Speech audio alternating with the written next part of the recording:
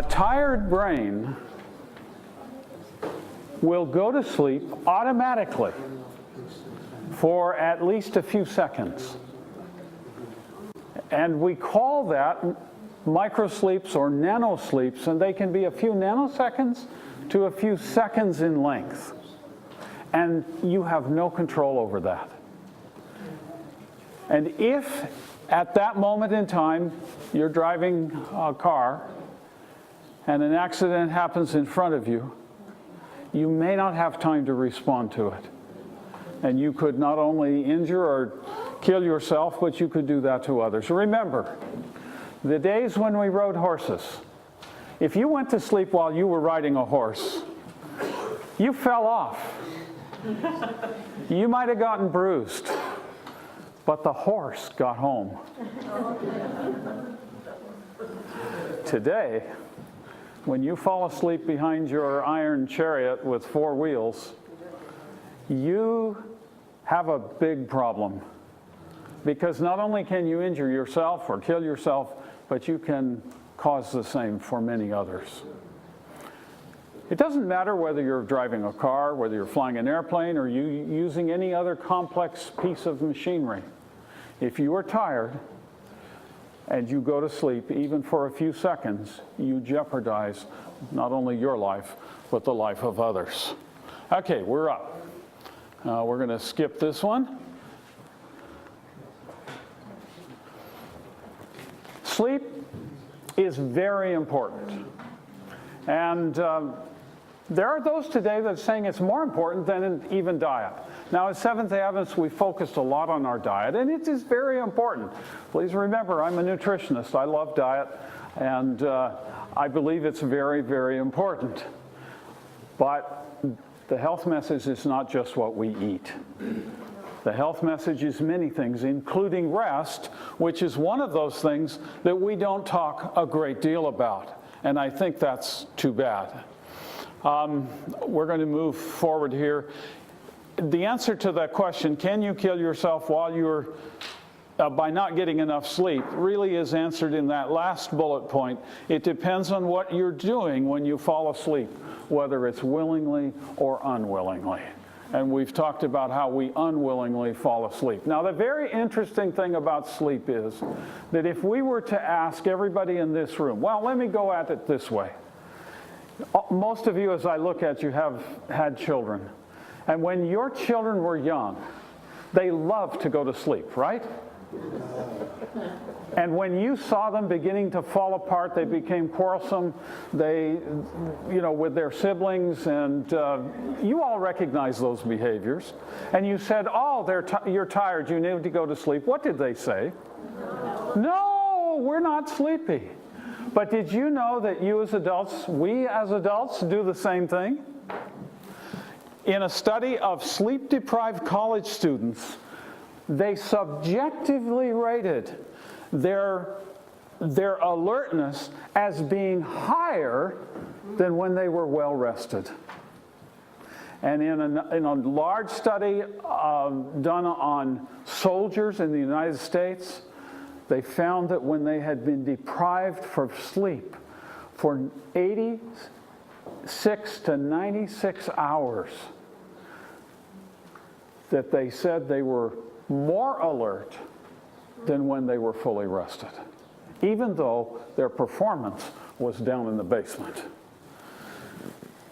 I don't know what it is here in New Zealand, but I'm suspecting it's very similar to the way it is in the United States. But and this is the 210, but 212 has already been done. We're expecting the 214 results of this every 2-year survey. And the bottom line is that about 2/3 of the population say they are tired most of the time. The problem is this. You see, adults, at least in America today, sleep 1.5 hours less than did their grandparents. But even of greater concern is the fact that teens sleep 2.5 hours less than they did in 1962. That's every night. That's not just one night a week. Those are average figures. And we really can say, at least in America, that we have a nation of tired people. And as a result, we're seeing increasing problems relative to that. We'll highlight a few of those.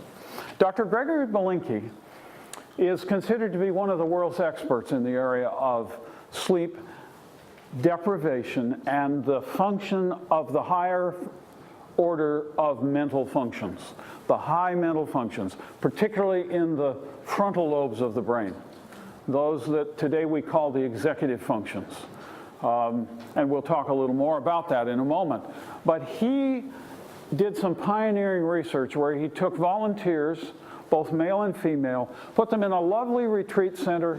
They had excellent intellectual stimulation. They had wonderful quarters to stay in. They had good food. They had plenty of opportunity for exercise. It was really an ideal place to go and take a vacation. When they entered this experiment, they were hooked up to electrodes on their skull that was connected to an EEG recorder, an electroencephalographic recorder, and they recorded their brain waves for 2 weeks. And the reason for that was to verify that they were fully rested, because they could judge the quality of the sleep and the amount of the sleep that people got during that time. And when they were fully rested, they woke them up at 6 in the morning and they took them to the laboratory at 8 in the morning, and they did a combination of an MRI and a PET scan. MRI basically gave the geography of the brain, and I'm going to put just a single slice from one subject, because obviously those of you who know anything about the scanning technologies, they can look at hundreds and hundreds of slices of tissue in any plane, and there were thousands that were analyzed for each subject in this study. But this one you recognize. You can see the brain stem at the bottom there. At the back of the bright yellow area represents the back of the head here. That's the visual cortex. That's where we have perception of that which we see. And of course we see the frontal lobes up on your left. And that's where we make our decisions, carry out the high order mental functions. That's the area of the brain that distinguishes us really from all other parts of God's animal creation. You can see the colors vary from yellow to a pale blue, almost gray. The greater the intensity of the color, and the yellow represents the hottest areas, meant that there was more blood flow to those tissues. Neurophysiologists call it brain activation, but it correlates directly with blood flow. And so you can see the visual cortex was really hot. The frontal lobes were too, and there was a lot of activity. This was at 8 o'clock in the morning after a full good night's sleep and fully rested people being awakened at 6 in the morning. This was a rested person. They then took the same individuals and they put them in the same retreat center, in the same environment, with one change. At night, they disturbed their sleep. They had some very creative ways of doing that. They ran big dogs down the hall barking. They knocked on the door, and when they sleepily came to the door, nobody was there, and they had to go back. They rang the fire alarm at 2 and 3 in the morning. And they all had to leave the building and assemble at the appropriate places and be accounted for, and then they were told they could go back to sleep. Whatever they could, they did those kinds of innocent little things to disturb their sleep. And in 1 week's time, with an interrupted sleep every night, several times, they calculated that on average, each person had acquired about 7 to 9 hours of sleep debt. See, every hour of sleep that you lose beyond what you need when you're fully rested, you acquire an hour of sleep debt. It's kind of like a bank account. If you spend more than you have, you end up owing somebody. And you owe yourself sleep in this case. So they lost about an hour to an hour and a half of sleep per night in that 1 week. They then woke them up at 6 in the morning, took them back to the laboratory, did exactly the same tests. And you don't have to be a neurophysiologist to see the difference in coloration. So watch carefully as we look at the tired brain. Same subject, same plane. You can see there is significantly less blood flow to some critical areas of the brain.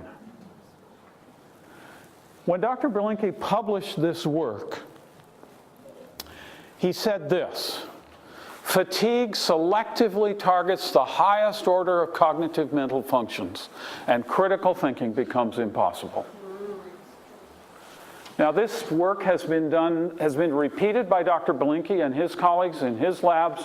It has been repeated in other laboratories, and it is recognized to be not only one of the earliest studies that has shown that blood flow is decreased as to critical areas of the brain as a result of not getting enough sleep. Now, we might say, what are those high-order mental functions? And we'll look at them very quickly here. The first one is discernment. That's the ability to recognize the choices that we have to make. And if you really think about it, is there any circumstance you find yourself in life where you have only one option? No. Not really. I can't think of a circumstance. There's always at least two, and probably many more in most circumstances. When people get tired, they do not see all of those options. It's a kind of tunnel vision. So if for instance, you're in a circumstance and you're looking for a solution to a problem that you're facing, and you scan and you're well rested, you may see options all over the place. But when you're tired, you may only see a few right here, when the best one may be over here, over here. That's the problem with fatigue and discernment. These are all executive functions, as I mentioned a moment ago. Judgment is another high-order mental function. It's the next one we bring into play in making decisions. We have to know the options, then we have to evaluate those options. And so when we only have one or two that we're looking at, and we evaluate, we pick the best one. It may be the best of what we've recognized, but we may have really left out, because discernment has waned, several of the better ones. Or the process of evaluation may be flawed as a result of fatigue, and judgment does not take place in a proper way or in the best, most efficient way. Initiative is the ability to do something we know we need to do. I don't mean to pick on you ladies, and I know some of you men wash the laundry anyway, but you don't? No. If you ladies, when you come home at the end of a busy day and you see a pile of laundry, do you get started on that right away? Or do you say, oh, I'll do it tomorrow? We men have, we look at the lawns and the grass and we say, it needs to be mowed, but you know what we men do? We walk in and sit down in the easy chair and say, we need some rest. You see how initiative plays a role in these executive functions? Initiative, and when we're tired, initiative wanes. If you could reverse the order of when you saw the pile of laundry or you saw the long grass on the lawn, and you could do it in the morning, you'd get started on it right away. But when you're tired, initiative wanes and we postpone things that might best be done earlier. Creativity is the ability to look creatively at a problem. It's not just the expression of the arts. And all of us have to exercise creativity every day in order to solve the problems that face us, irregardless of what, or regardless of what our profession is. And then forethought is the ability to do something now that will save us time in the future. It's intimately tied with efficiency in life.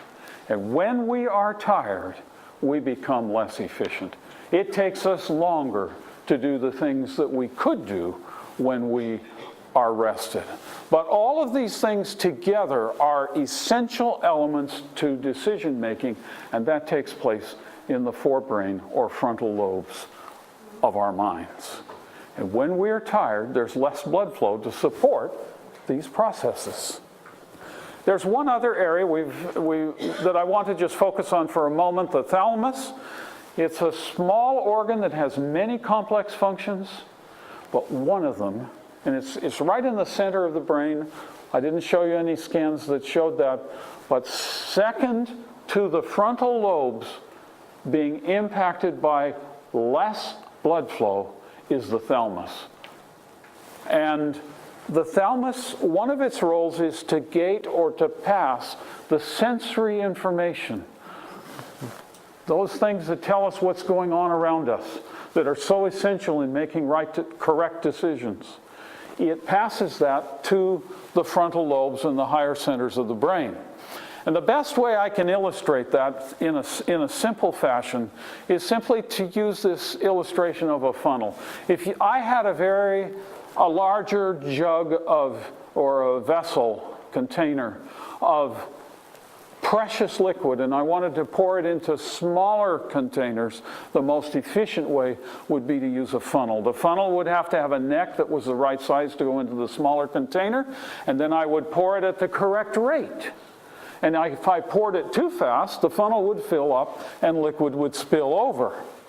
But if I poured at the right rate, I can transfer it from a large container to a smaller container without losing anything. The thalamus is like that funnel. There's all the sensory information that comes in from our senses, and it passes it to the frontal lobes where we use it to make decisions. When we get tired, the funnel gets smaller, but the rate of data, the rate of information remains the same. And so the funnel fills up and we lose data. And when it's gone, it's gone. And then we try to make decisions based only on partial information. And that's when we have the greatest chance of making catastrophic decisions. And the world is replete with individuals in circumstances, whether it was the launch of the space shuttle that killed the individuals on the space shuttle, or whether it was some of the natural disasters that have occurred. They have been identified as being associated with fatigue in those who were making critical decisions, because they only made decisions. They made those decisions, but only on partial information. So, in summary, we know today that fatigue lowers our cognitive efficiency. It reduces our ability to process new information efficiently. Has tremendous impact on the performance of students. It lessens awareness of our surroundings. It impairs learning new information. It is not as efficient. Decreases our ability to remember newly learned information in the long term. And decision making falls to chance levels. And today we know that a tired person is inefficient, slower, less safe, and makes many more mistakes. Unfortunately, today there's a ubiquitous intrusion of personal, social, and cultural activity into time that has traditionally been reserved for sleep. Humans are sleeping less, as we saw earlier. Now, just a quick run through of a very interesting study done on the impact of sleep loss on productivity over 21 days. And in this study, they used individuals who were proficient at the tasks that they were being measured on. And they divided them into 4 groups: those who got 7 hours, those who got 6 hours, 5 hours, and 4 hours of sleep per night.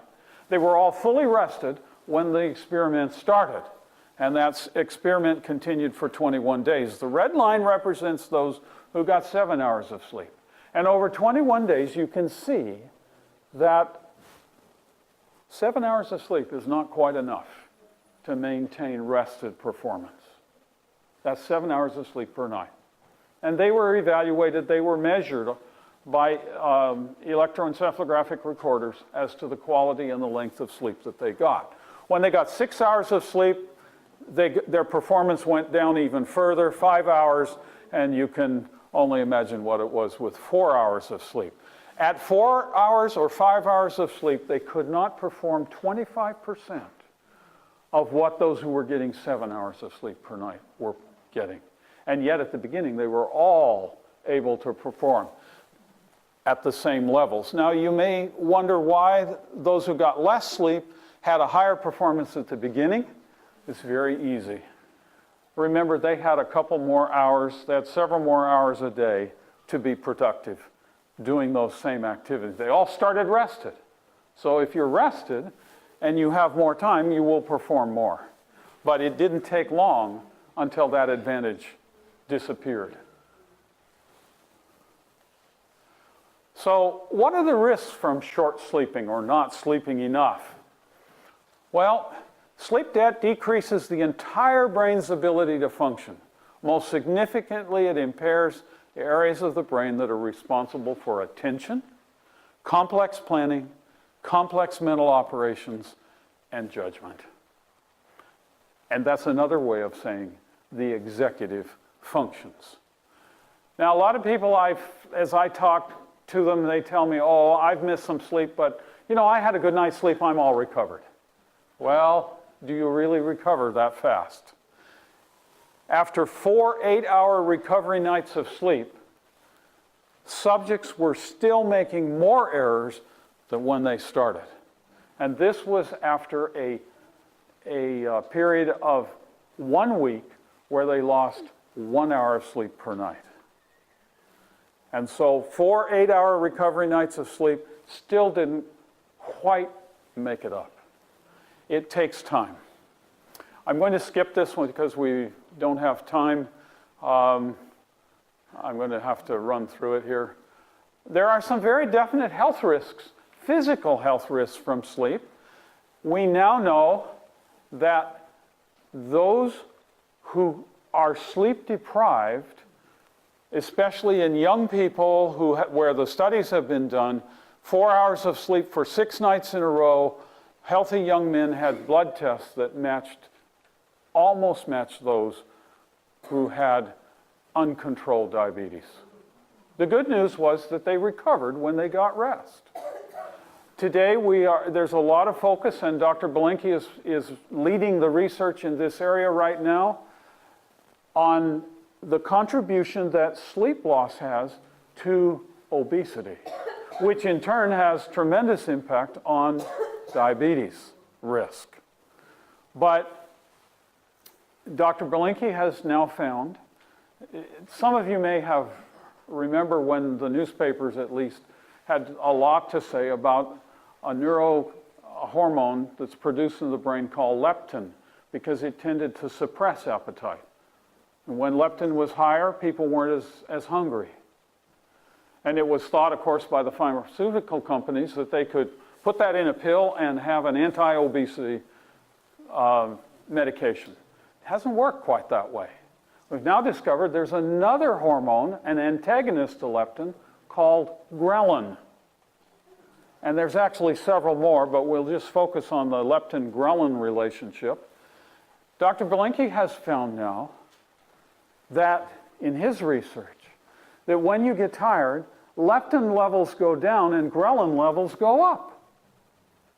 And so you lose control of your appetite when you're tired. You tend to eat more than when you're rested.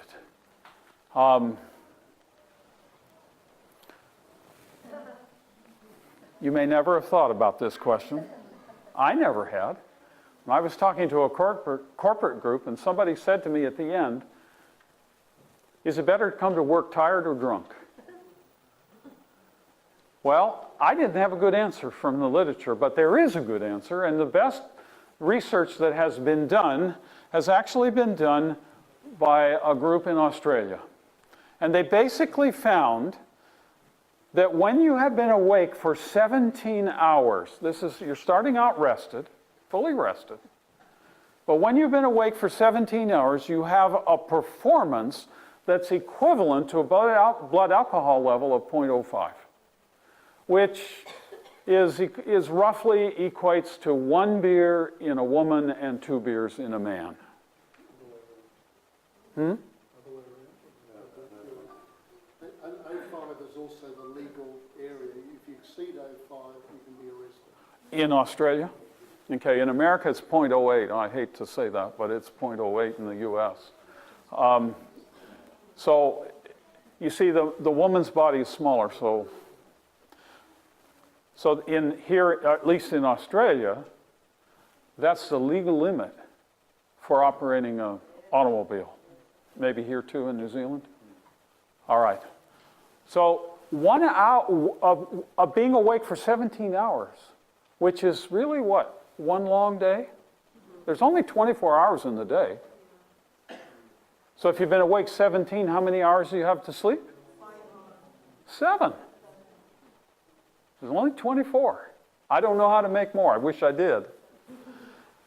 If you've been awake for 24 hours, you have the equivalent performance of a person who has a blood alcohol level of 0.1.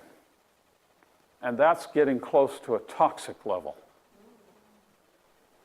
So, and I mean, they don't do experiments beyond 0.01 in terms of alcohol because of its toxicity. So you begin to see the impact of even long days. And sometimes, and I've been as guilty as anyone else, we're all the same. Well, there are not enough hours in the day to do all the things we need to do. But I know families who, all the rush of getting ready to go on a holiday, and they decide when they have small children, they'll drive all night because the kids won't keep asking them how long it's going to be before they get there. But what kind of risk are you putting your family at when you do that? So what's the first aid for having fatigue? There is one thing you can do that will temporarily restore performance, and that is to take a nap. Look at this. This was done on pilots on commercial airliners flying the Trans-Pacific routes. It was done by NASA, the National Aeronautics and Space Administration, and it was done during the last 90 minutes of these Trans-Pacific flights. And they had 2 groups of pilots, one that were allowed to go out of the cockpit and have a scheduled nap, and the others who had no naps. These micro events we talked about earlier, on average, the pilots that had the scheduled nap in the last 90 minutes only had 34 micro events. But when they did not have a nap, they had an average of 120 each. Which pilot would you rather fly with? I don't think it doesn't take rocket science to figure it out. Now, the most complex phase, the most demanding phase of flight is descent and landing. And those who had the nap had 0 during that phase of landing, and those who did not have the nap had 22. So this is probably the best evidence that I have seen in the literature for the benefits of temporarily restoring performance in an otherwise tired person.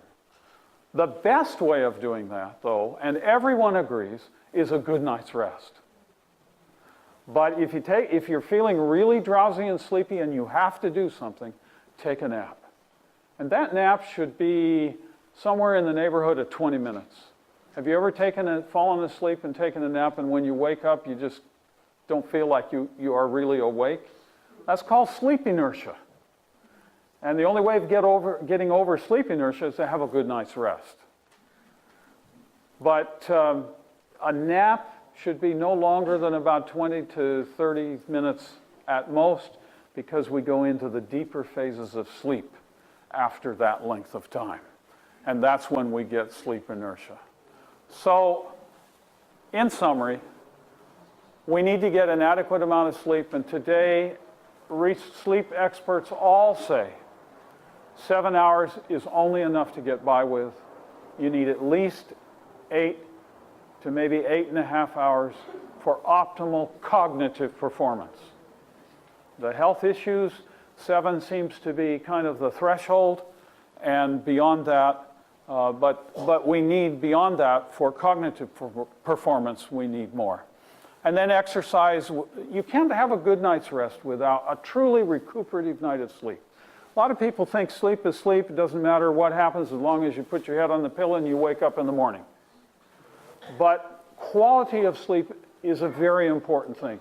And we talk about the recuperative value of the sleep that we get. People who use alcohol as an aid to going to sleep awaken less refreshed than if they had not used the alcohol, because it disturbs the sleep patterns in the last half of the night, and it does not give the recuperation that it should. Exercise helps to pattern recuperative sleep, and 30 to 60 minutes is the minimum. We need to learn to control our stress. We need to eat properly and drink plenty of water, avoid caffeinated beverages, tobacco, and alcohol. Very interesting. I have had the opportunity of interviewing a number of top sleep researchers, and every one of them say that you need to have 1 day of rest a week, and you need to take at least a 2-week holiday every year. And that holiday, they will always every one of them qualified, not the kind of holiday that you have to come back to work in order to recover from what you did. Now, we as Seventh-day Adventists have a great blessing in the Sabbath day that God has given us. And the Sabbath day, I believe, when rightly observed, is different than any other day of week you might take a rest. And then if you suspect a sleep disorder, you should see your doctor. Now, as we close this segment, I want to suggest to you that there are some spiritual consequences of sleep loss. If it affects cognitive performance on tests that can be measured in various ways on testing, certainly it has an impact on our spiritual experience. But research doesn't look at that. You remember the story of Peter. Peter promised the Lord he would not deny him, and it was only a few hours later, and he did deny him. You all know the story. And I don't think he had much sleep, except maybe when he should have been praying. But it was a very stressful period of time. And the Bible says that Peter wept when he realized what he had done. I would like to suggest this afternoon that there are at least 2 significant consequences of fatigue to our spiritual lives. Number 1, it increases susceptibility to temptation. I don't think there's any question about that. And Ellen White supports that in this one of my favorite statements, Christ's Object Lessons 346. And I would just call your attention to the second sentence. We become less capable of choosing the good and have less strength of will to do that which we know to be right. We may know what we should be doing, but if we're tired, initiative wanes, as we've seen already, and we do not act on what we know we should be doing. Let me just share this with you very quickly. This was a very interesting study done on 50 young, healthy subjects, and they used a special test called an effort assessment test. They first evaluated these students on their ability to solve mathematical problems, and they knew at what level they could solve those problems. Then they sleep deprived them.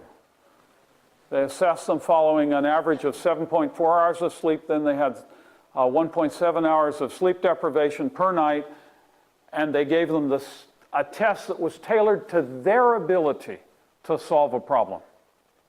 And they were faced with 2 questions. One at the maximum of their ability, 2 problems, and one that was easy and they knew they could solve. When they were tired, 96% of them chose the easy one.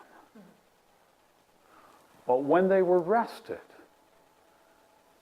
94% chose the harder of the two problems. Resisting temptation is not easy. If you know how to do it easy, tell me afterwards, please.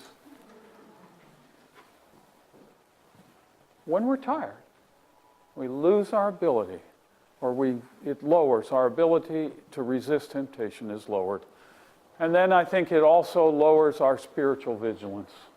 Many studies have been done on soldiers, and when soldiers are tired, they lose track of where their fellow soldiers are, they lose track of where the enemy is, and they're much more likely to be ambushed and fooled by the enemy. And the devil is our great enemy, and when we're tired, we become more susceptible to temptation, as well as not being aware of where we need to be exercise special care. I love this statement. God instituted the Sabbath as a day of rest to repair nature's exhausted energies. No mind can continue day after day without cessation. We won't take time to read it all. Just the last couple of sentences here. As we are now in this world, with bodies which weary, we must pay heed to God's plans and take repose when we need it. And that's all of us. I have come to the conclusion, as I look at this whole issue of fatigue, that it may be the devil's end run around God's end time people. If he can get us so tired, even doing good things, we become more susceptible to his temptations. And so we need to remember that the words of the National Sleep Association, sleep is as important as diet and exercise. It's just a lot easier. Thank you very much.